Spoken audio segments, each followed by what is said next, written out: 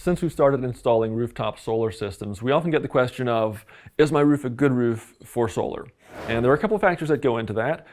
Two of the most important ones are which direction is it going to be facing? Since we're here in Pennsylvania, the more direct south it can face, the better off we're going to be. So anything that's facing directly south or southeast, southwest is okay. Anything that's directly, east, west, north, not a good idea. You want as much direct sunlight as possible.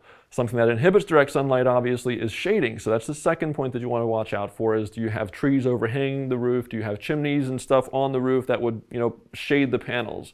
You want to get rid of those or do whatever we can to not have any shading where the solar panels are going to be installed. Solar continues to be a great investment. So if you're looking at it from the perspective of finances, I want to pay less on my utility bill, great. And another great reason for solar continues to be we want to reduce our impact on the environment. Want to stay clean, stay green, and so both of those are great factors. Solar is a solid investment, and it's something that if you're interested or kind of want to get that question felt out a little further, you can give us a call, and usually within a few minutes we can look your place up and tell you, yes, you're most likely a great candidate for solar, or no, for whatever reasons.